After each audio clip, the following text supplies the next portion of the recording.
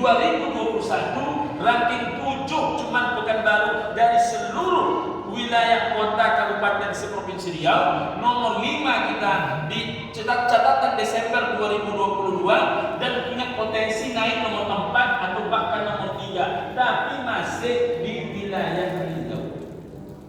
Kita kalah jauh dari Siak, kita kalah jauh dari Kampar.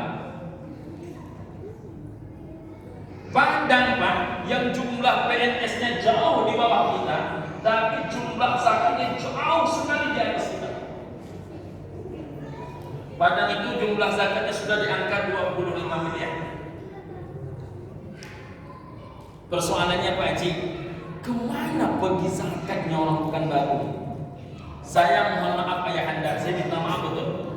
Coba sesekali ayahanda cek, jumlahkanlah seluruh masyarakat yang ada di kawasan Nurul Falah ini. Ada berapa kakak semuanya? Setelah ketemu kakaknya, coba dikali 4. Kenapa dikali 4? 1 ayah, 1 emak, 2 anak saja. Maka berarti 4 orang per kakak. Maka coba dicek berapa orang sebetulnya yang mau membayar zakat fitrah di Nurul Falah. Coba cek catatan kemarin ini. Pengalaman saya ini menanya masing-masing pengurus masjid, rupanya orang yang mau membayar zakat fitrah di masjid tempat dia tinggal itu hanya di angka 20 sampai 30% saja. Itu zakat fitrah ayahanda. Jumlahnya hanya 35.000 rupiah. Orang tak mau bayar di masjid dia. Kalau yang 35.000 rupiah dia tak mau bayar di masjid dia, lalu kemana duit dia bawa? Kalau itu pun dia bawa, kalau dia tak bayar macam mana? Jadi boleh bapak rahimahullah, di zaman Sayyidina Abu Bakar As-Siddiq orang tak bayar zakat itu mesti dikurangi. Kalau ibu dan bapak, saya kan lagi S3 sekarang, saya tanyalah ibu dan bapak rahimahumullah, kawan-kawan saya itu Pak Haji, iba hati kita mendengar setiap datang ini hari Selasa ini hari terakhir bayar apa? Ini 20 ya, besok pagi hari terakhir bayar SPP.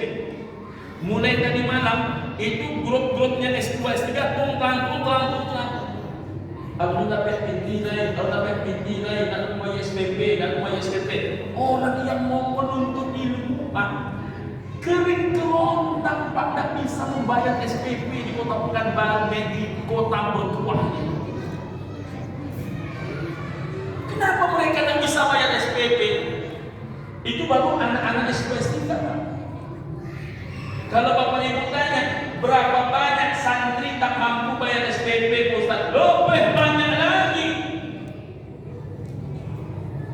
Orang menyebut Pekanbaru negeri kaya Ustaz, kami hantarkan zakat kami ke kampung. Jadi orang melarat di Pekanbaru siapa yang menanggung? Ini persoalan kita yang boleh bapak. Ini persoalan kita.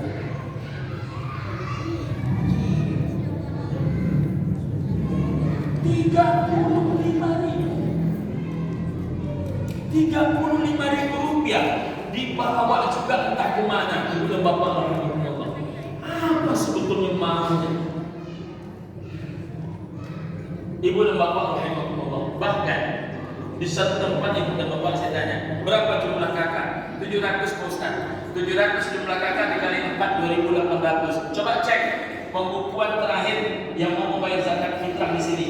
Rupanya hanya 344 jiwa saja. Dari 2.800 hanya ada 344, lebih kurang 11 hingga 12%. La ilaha illallah. Kadang-kadang kita berpikir, betul tak semua masyarakat itu berzakat? Jadi masalah zakat ini Pak salah satu masalah yang serius di Kota Pekanbaru selain yang LGBT saat ini. Tak pernah kebayang oleh kita yang punya bapak rahimahullah ada anak SD membuat grup LGBT. Hari ini anak SD sudah membuat pula grup LGBT. Jadi PR kita ni ibu dan bapak banyak. Itu di luar joker-poker yang berganti nama menjadi Axel itu. Jadi masalah joker-poker Axel ini tak cukup pada kita. Makanya saya pernah sampaikan langsung di sini, jangan dipolitisir. Jangan dipolitisir. Yang mau berjuang, berjuang saja. Jangan kau jadikan ladang juang, ladang dakwah ini menjadi ladang politik. Jangan. Ini persoalan serius, Pak. Ini sudah akan muncul lagi yang kedua lagi. Ini belum selesai, dia akan muncul pula lagi. Tak jauh dari sini Ibnu Bapak rahimahullah. Jadi persoalannya banyak. Saya masih ingat Bang Nasman juga masih ingat waktu itu apa kata Pak Kapolda Riau, Bang? Apa kata Pak Kapolda Riau? Di tempat lain kata beliau, mengapa masalah seperti ini cenderung hidup dan terbiarkan? Karena tokoh masyarakatnya diam. Hebatnya adalah masyarakat wabil khusus yang ikut berjuang joker-poker kemarin itu, masyarakatnya bergerak, tokohnya tidak diam. Itulah kekayaan kita. Lalu ketika semua orang bercakap, lalu ada mengatakan, saya ingin memadamkan. Apa yang dipadamkan? Masih tegak amarah nih. Masih dilobi mana Pak Kasnami tanya, berkawan sama Pak Kasnami masih perjuangan masih kayak dia masih tahu, masih berjuang kita ini, masih panjang cerita nih. Ingat Ibu dan Bapak, kezaliman itu pasti berjalan terus, berlangsung terus, bukan karena kuatnya orang-orang jahat, tapi karena diamnya orang-orang baik. Nah, kekuatan kita ini bersuara yang Bapak sampai hari ini. Saya salut Bapak-bapak masih berkain sarung, ya kan? Apa kata Abu Kasrani Agus? Saya 3 hari memantau warga setempat. Kalau sempat 3 hari itu saya menengok warga berhenti berdemo, saya tak mau memperjuangkan ini. Karena kita bersuara itu, Ibu dan Bapak rahimahullah. Jadi terus bersuara, terus lantang. Dan sekali lagi, jangan hubungkan dengan politik. Ini kewajiban kita semua. Ibu dan Bapak rahimahullah. Kita balik kepada kalender Islam. Jadi akhirnya tidak bisa dijadikan sesuatu yang memunculkan nabi palsu, yang memunculkan gerakan sholat yes zakat no, itu dijadikan monumen kehidupan kita. Jadi bagaimana caranya? Muncullah pendapat yang terakhir.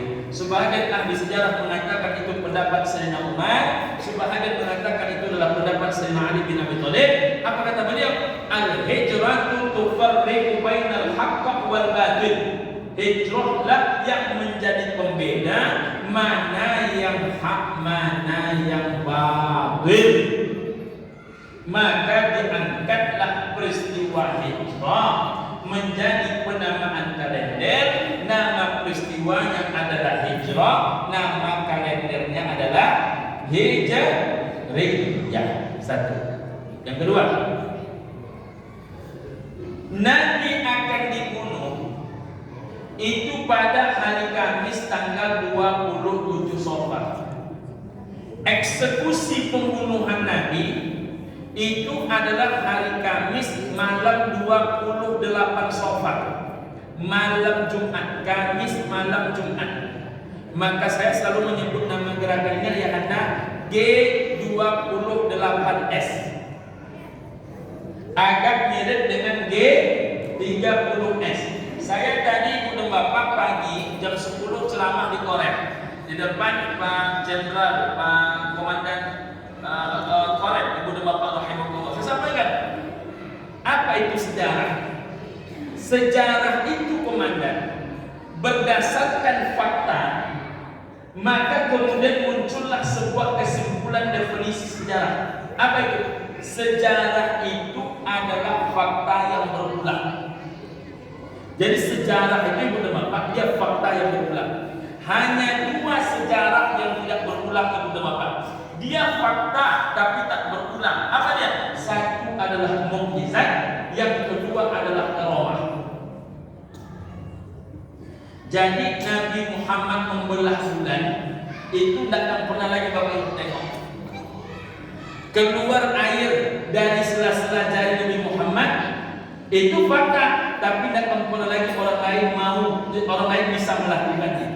Kalau ibu dan bapak pernah mendengarkan karamah seorang laki-laki bernama Khidir, sudah tahu dia siapa anak yang akan mengkafirkan orang tuanya, orang seperti itu pun tidak akan ada lagi.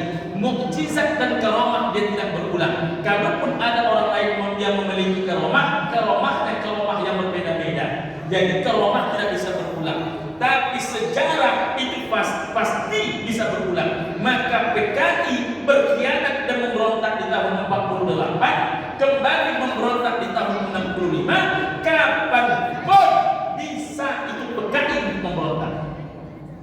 Kalau ada orang hari ini mengatakan PKI tak mungkin memberontak, perlu dia diwaspadai menjadi sahabat-sahabatnya PKI. Mengapa demikian? Siapa yang menyangka PKI kembali memberontak tahun 65? Nggak ada yang menyangka itu. Tapi sekali lagi, sejarah itu fakta yang berulang. Nabi dibunuh, direncanakan itu malam Jumat G28S. Para jenderal dibunuh itu malam Jumat pada gerakan G30S. Bedanya Jenderal Ahmad Yani dikepung oleh 2 peleton. Paling tidak 1 peleton 24, 2 peleton 48. Tapi Nabi Rasulullah SAW, ibu dan bapak, dikepung. Berapa yang mengepung Nabi? Kata Dr. Safir Rahman Al-Mubarakfuri dalam kitabnya Sirrah An-Nabawiyah, saking banyaknya orang yang mengepung Nabi, jangankan manusia, tikus pun tak bisa lewat. Saking dahsyatnya. Maka Nabi ketika melepaskan tidak naik tangga macam Jenderal Abdul Haris Nasution. Karena kalau Jenderal Abdul Haris Nasution naik tangga, beliau yakin di sebelah tangga itu ada kedutaan besar negara lain. Siapa yang masuk ke wilayah kedutaan besar negara lain, dia aman. Ibu dan bapak rahimakumullah, berbeda dengan Nabi. Dikepung rumah itu dari berbagai penjuru. Maka apa yang dilakukan Nabi? Yang dilakukan oleh Nabi sesuatu yang tak masuk akal. Nabi mengambil pasir, menyebarkan pasir ke hadapan muka orang-orang kafir Quraisy, lalu membaca ayat wa ja'alna min baini aydihim saddan wa min khalfihim saddan fa aghshaynahum fahum la yubsirun. Itu yang dibaca Nabi. Tapi ayat ini bukan ayat menghadapi razia. Razia kan dibaca pula ayat itu. Ibu dan bapak rahimakumullah. Jadi hijrah itulah yang menjadi pembeda. Hijrah pembeda mana yang hak, mana yang batil. Ibu dan bapak rahimakumullah. Nabi meninggalkan rumah itu malam 28 Safar. Nabi bersembunyi di Jabal Sur malam 28, malam 29 Safar, malam 1 Rabiul Awal. Nabi meninggalkan kota Mekah tanggal 1 Rabiul Awal. Nabi sampai di simpang panangnya kota Madinah. Simpang panang kota Madinah namanya Saniyatul Wada. Makanya ada syairnya, Tola'al badru alaina min saniyatil wada. Apa itu Saniyatul Wada? Rupanya Saniyatul Wada itu ibu dan bapak nama simpang. Kalau kita simpang panang, nama simpangnya Saniyatul Wada. Nama desanya kalau kita Simpang Baru, kalau ini nama desanya Desa Kubah. Nabi sampai di simpang pandangnya kota Madinah Saniyatul Wada, itu tanggal 7 Rabiul Awal, istirahat Nabi di Kuba selama 4 hari, 8, 9, 10, 11 Rabiul Awal. Nabi Muhammad mulai membangun kota Madinah itu sedari desa Kuba. Tanggal 12 Rabiul Awal Nabi membangun Masjid Kuba, luasnya 22,5 meter kali 22,5 meter, dibangun hari Senin 12 Rabiul Awal, selesainya tanggal 15 Rabiul Awal, 4 hari siang. Allah ya Allah, 4 hari siang. Hari Jumat tanggal 16 Rabiul Awal, Nabi Muhammad masuk ke tengah-tengah kota Madinah. Sesampai di kota Madinah, Nabi istirahat selama 6 hari, lalu melanjutkan pembangunan Masjid An-Nabawi. Maka seluruh perjalanan hijrah itu hanya melibatkan 2 bulan, Safar dan Rabiul Awal. Anehnya adalah peristiwa hijrahnya Safar dan Rabiul Awal, tapi bulan pertama kalender Islam adalah bulan Muharram. Kenapa? Ibu dan bapak rahimakumullah, rupanya ibu dan bapak yang berbahagia, mengapa diambil bulan Muharram sebagai kalender bulan pertama, bukan Rabiul Awal, bukan Safar? Padahal habis Rabiul Awal, Rabiul Akhir, Jumadil Awal, Jumadil Akhir, Rajab, Sya'ban, Ramadan, Syawal, Dzulqa'dah, Dzulhijjah, baru mulai Muharram. 11 bulan Pak saja. 11 bulan. Mengapa diambil kok malah Muharram bukan Rabiul Awal? Rupanya ibu dan bapak, pertimbangannya adalah Islam itu baru lengkap rukun-rukunnya pada setelah selesai haji. Haji dilaksanakan di bulan Dzulhijjah. Apa nama bulan setelah lengkap seluruh rukun Islam? Nama bulan setelah lengkap sampai ke rukun haji, nama bulan setelahnya adalah bulan Muharram. Maka diambillah bulan pertama, bulan Muharram. Penutup ibu dan bapak rahimahumullah, penutup kita pajak. Karena saya tengok mata yang apalagi mata kameramen namanya sudah mulai agak tipis, ibu dan bapak rahimahumullah. Ibu dan bapak yang berbahagia, bagaimana sikap kita untuk menyikapi hijrah ini?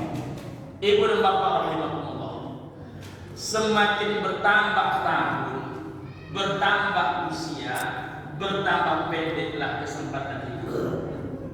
Jadi kita ini bapak takkan berapa lama lagi mati. Umur kita ini sering kita mudah-mudahkan karena kita menghitung umur ini selalu dengan Masehi. Padahal jarak Masehi dengan hijrah ini jauh selisihnya. Bapak ibu yang usianya sudah 30 tahun, itu hitungan hijriahnya 31. Bapak ibu yang usianya 60 tahun, itu usia hijrahnya 62 tahun. Bapak ibu yang sudah 90 tahun, itu usia hijrahnya 93 tahun.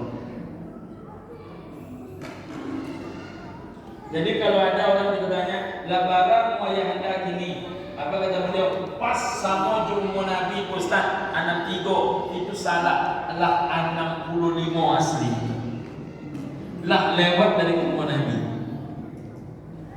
Pertanyaannya adalah apa yang nak kita bawa? Wa tazawwadu fa inna khairaz zadi taqwa. Sebaik-baik persiapan adalah takwa.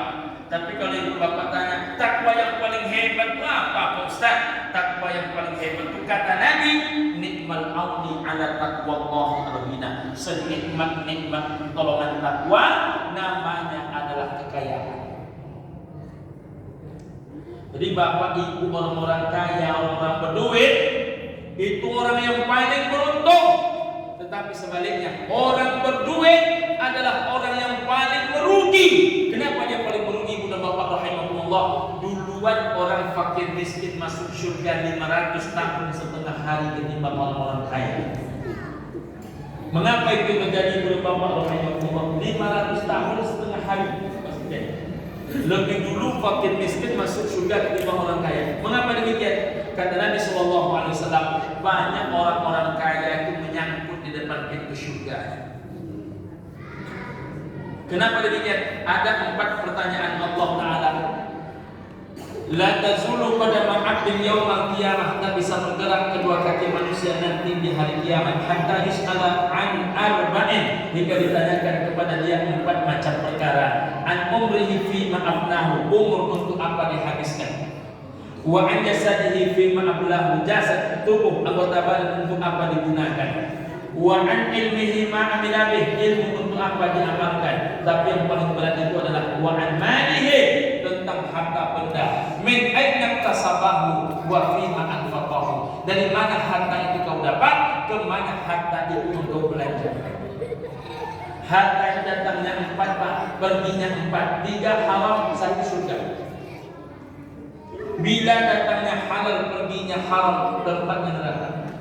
Bila datangnya haram, perginya halal, tempatnya neraka. Bila datangnya haram, perginya haram, semakin jelas nerakanya. Bila datangnya halal, perginya halal, bagus. Maka pastikanlah ibu dan bapak, berapa rencananya, hitung-hitung bapak ibu malam ini harta ibu dan bapak yang mau dibawa mati.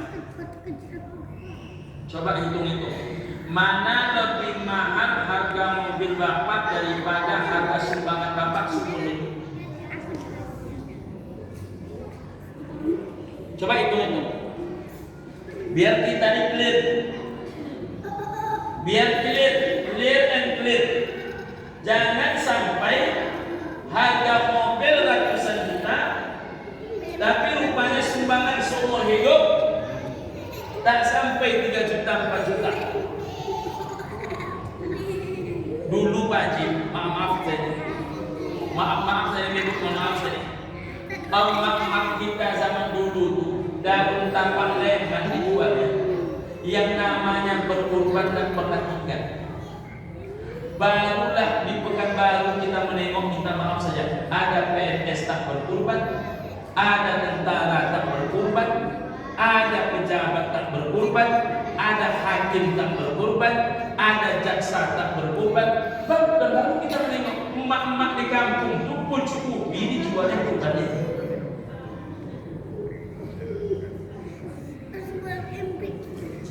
Gaji 3 juta, kredit Avanza 4 juta, lunas dia. Tapi kurban tak ikut. Merokok 2 bungkus sehari, kurban tak ikut. Merokok 2 bungkus sehari, ibu dan bapak, kalau sempurna, ada yang jual 35.000 sebungkus, 35.000 dikali jual 70.000, dikali 365 hari, 25.500.000. Pergi bapak ibu besok ke BSD depan, tanya berapa sekarang porsi haji 1 porsi? Jawaban dia 25.500.000. Jadi siapa orang yang bisa mendaftar haji tiap tahun? Orang yang merokok 2 bungkus sehari. Pak Tarjan. Jadi orang yang merokok 2 bungkus sehari itu bisa mendaftar haji tiap tahun. Tapi kurban tidak ikut. Ini persoalan yang berdasar. Maka kata Nabi, ayu sedekah aqsam ajra ya Rasulullah, kapan sedekah itu paling berat pahalanya, paling besar pahalanya ya Rasul? Apa kata Nabi? Antas sedekah, bersedekah engkau, wa antas sahihun, badanmu sehat, syahihun, kebutuhanmu banyak, taksal faqra, engkau takut fakir, wa taqul ghina, engkau harap hidupmu kaya, la tuhil, jangan engkau tunda sedekah, kata Nabi, hatta idza balaghat al-hulqum, karena bila nyawamu telah masuk ke dalam tenggorokan, kulta di fulanin kata wa di fulanin kata, engkau akan berkata untuk siang musikkan, untuk siang musikkan. Kesimpulan 1 menit. Saya tidak menakut-nakuti bapak ibu yang sudah mulai berumur. Sedekah itu adalah amalan yang paling disesali oleh setiap orang tua, orang sakaratul maut, dan ditangisi oleh orang yang mati. Mengapa demikian?